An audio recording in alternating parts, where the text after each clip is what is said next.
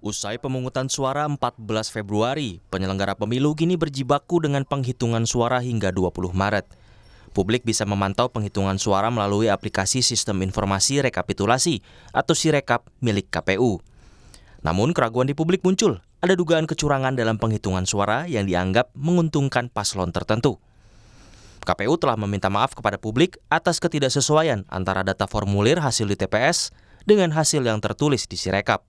Kekeliruan penginputan di lapangan diakui KPU karena akun digunakan oleh 1,6 juta KPPS seluruh Indonesia. Masih juga banyak kekeliruan secara teknis penginputan di lapangan karena Sirekap ini digunakan di 1,6 juta akun KPPS kita seluruh Indonesia tentu, namun terlihat di sistem sendiri karena secara terbuka, akuntabel bisa dilihat tidak hanya berupa pie chart, diagram lingkaran, tapi juga dapat dilihat kesesuaiannya dengan image C1 planonya, maka kami merasa ini tentu harus terus-menerus diperbaiki langkah-langkah mitigasinya dan harus terus-menerus dipertanggungjawabkan untuk dilanjutkan. Di lapangan, petugas KPPS menemukan perbedaan hasil perhitungan suara yang berbeda jauh di aplikasi Sirekap dengan foto dokumen C Plano. Di TPS 026 Kembangan, Jakarta Barat contohnya, Capres nomor urut 2 melonjak drastis dari 80 suara, naik signifikan menjadi 720 suara di dalam aplikasi Sirekap. Apakah yang suara untuk paslon nomor 2 itu 720, sedangkan untuk perhitungannya adalah sebesar 80 suara. Jadi jumlahnya 80 suara? Ya, betul. Sedangkan di Sirekap yang terbaca adalah 720 suara.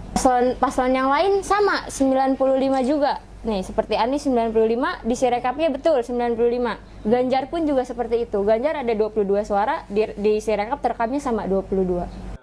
Sementara itu, Timnas Anies Muhaimin mengungkap analisis data suara pemilu 2024. Tim digital forensik Timnas Amin menemukan ada algoritma di server KPU yang dibuat untuk memenangkan paslon tertentu. Berdasarkan analisis kajian forensik terhadap server KPU, kami menduga, tadi Adit itu agak sopan, tapi dugaan yang kami lakukan bersama tim forensik, ada logaritma sistem yang sudah disetting untuk pemenangan paslon tertentu. Jadi kalau ada revisi di satu TPS, dia akan mengubah TPS yang lain. Ini bukan sekedar angka yang dicatat, tapi sistem itu yang membangun settingnya. Paslon tertentu jadi ada yang sudah disetting, logaritma sistem disetting untuk pemenangan paslon tertentu yang secara otomatisasi di atas 50%. Senada dengan Timnas Anies Muhaimin, menurut TPN Ganjar Mahfud, ada kecurangan sistematis dalam sistem Sirekap KPU. Bahwa ada kejanggalan yang serius dengan Sirekap ini. Dan Sirekap ini itu menunjukkan ada pelanggaran sistematis. Nah, terbukti pada hari pemungutan suara, Sirekap ini melakukan 3 hal. Yang pertama adalah ada bahkan yang belum diinput dari hasil TPS yang hasil itu bahkan sudah nampak di Sirekap. Artinya mesinnya sudah berjalan sedemikian rupa, sudah terencana. Angka berapa, untuk siapa, dengan cara apa. Bermasalahnya sistem Sirekap KPU dinilai Perludem sebagai bukti sistem teknologi KPU tak siap.